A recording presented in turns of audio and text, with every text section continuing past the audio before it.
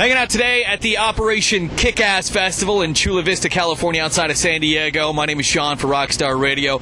These two really need no introduction as well. You got Mike and Jeanne from All That Remains. First of all, I want to thank you guys very much for your time. Very, very much appreciated. You guys just played Phoenix yesterday. We were talking about the heat of it. It's a little bit better today. Everybody rested up, ready to go. How you feeling? I feel great. I woke up a little, had some cobwebs, but I'm feeling great, and the weather's perfect, so just excited. Mike, how you doing? I feel like absolute hell today.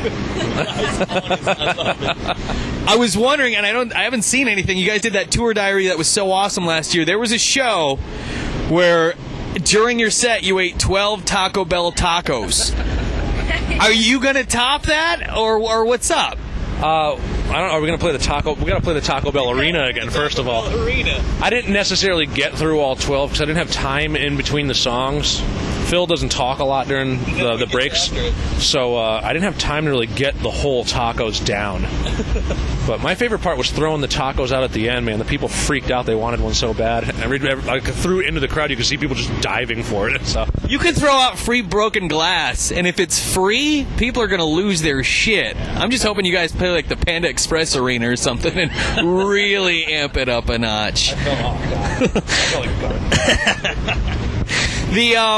The music for All That Remains has definitely evolved a whole lot from, ideals till now, a war you cannot win. As a musician, Jeanne, how has this brought you to be a better musician, a different outlook on things? Is there stuff that you enjoy playing more now than maybe you did before? Definitely, I don't know, I feel like my approach has definitely changed just because being in a band for 8 years, and it's like the longest I've been in bands, and I'm actually learning how to write songs now, which before I played in deathcore bands. It was just part, and now like there's a little bit more thought that goes into it, and I mean I've learned a lot through the experience. Sure. Yeah.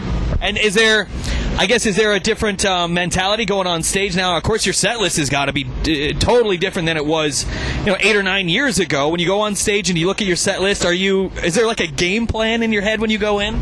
Another thing that's changed is I started singing a lot more, so I definitely have to warm up and approach things differently. I can't get drunk before I play because I'll just do everything horribly. Before, I used to just caveman it. I'll just get really drunk and pound on my bass and scream and flail about, and now I kind of I got to take it back a little bit. I want to start using the term caveman it whenever I can't fix something or shit's going wrong. Just caveman it, bro. Yeah. What about you, Mike? I mean, a couple years, into these new style of music and maybe more melodic, different way of writing, different way of singing. How do you approach, making new records and your performance on stage?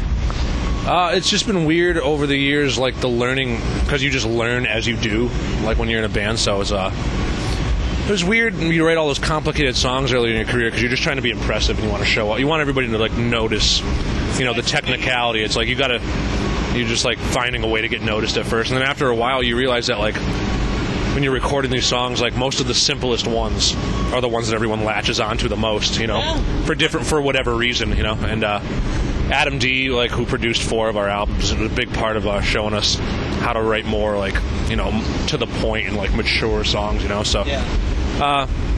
Just a lot of fat that got cut off and a lot of filler stuff that we just kind of learned that wasn't necessary. But we still think it's fun to do that stuff, and sometimes it's actually a little frustrating because it's like, you got like a radio single that the label wants to push or something, and you got a couple really cool parts in there that you want in there, but you can't because then the song's too long or there's too much double bass. It's 3:22 instead of 3:30. Yeah, it's weird. It's stuff like that's a little weird, but it's cool. I like being able to do every kind of heavy music. We've always been able to do that, and it makes people mad sometimes, but I think it's cool that we can do, if we want to write a death metal album, we can, and if we want to write a pop rock record, we can too, so we can do everything, which I always thought was the coolest part about this band. Here's what I've really noticed, especially after these last 2 albums, a lot of your original fans, and this happens with every band, you guys write a couple melodic tunes, and they're like, oh man, they're not metal anymore, they're assholes, da-da-da. But you look at what is metal now, and you look at what like mainstream metal is now, and this is going to sound like I'm bashing on your band, but I'm not. There's 80 All That Remains now. You know what I mean? There's 80 bands that sound like All That Remains used to sound, and so that shit's the mainstream now, and you guys are evolving and doing something different, and of course you're going to piss off some fans, But you guys are actually you're moving forward, and I don't think a lot of fans see that. I get that they don't appreciate it. They know what they fell in love with at first, and now it's different. It goes back to the Black Album. It's different, but I mean, as a band, you guys have to evolve. You're going to get bored. You're going to get stuck, right?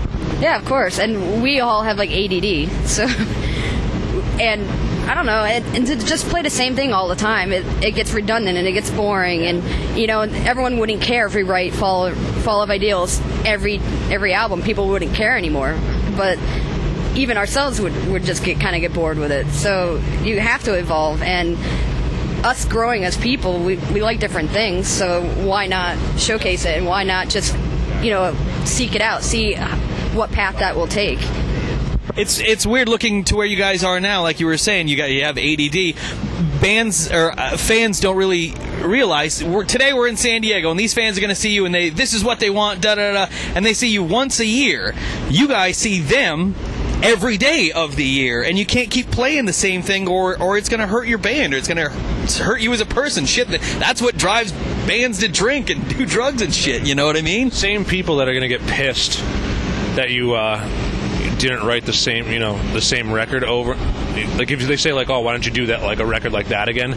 Those same people that are pissed that you didn't do that are going to be just as pissed if you keep writing the same record over and over again. They're going to go online and say, oh, everything sounds the same. You're boring. I'm over it. They were cool in 2005. It's just, there's no way you're going to make everyone happy, and just stop reading the internet if you want to stay happy. Speaking of which, the internet for music has been the ultimate greatest tool in music history. It's also been the fucking downfall of music as well. You guys seem to be pretty chill on Twitter and Facebook and whatever else. Whenever I see you tweet something, it's pretty goddamn funny. Jeannie, you're just like, hey, check this out. This is cool. When I run across Phil's shit, I'm like, I will grab a chair and I will grab a bag of popcorn and I will like, let's see where this goes, because it's about to get real. I mean, I don't even follow Phil. I don't either. There's just sometimes I just want to be like, whoa, bro. But there's sometimes I want to be like, you know what? You should run for president because you're right. But the thing I love about it is he's a front man of a band, and the guy is going to say what he's going to say. He doesn't give a shit, and I think you kind of need that, don't you? Yeah. We're not going to do it, so. But seriously, don't follow him on Twitter. He's fucked up. He's the only one in the band that's not going to get yelled at because, like, people are afraid of him for some reason. But if we did it, it'd be the end of the world. Oh, they're not afraid of you. You got 90 pounds on. Look at your big dude. I'm not saying Phil's not big, but I've already gotten screamed at for bad remarks on the internet, and I deserved it too. But like, I cross lines that don't need to be crossed. I think it's funny. What do I know? I'm just a totally different type of person that doesn't need to put everything on the internet. Yeah. Like every now and then, I'll always respond to people, but as far as like, I'm going to write a rant, and then so people can comment on it, and then I can call them idiots. I mean, I see no point in that. No, especially on the internet, there's no point arguing. Nobody's going to win. Nobody on the internet is going to win.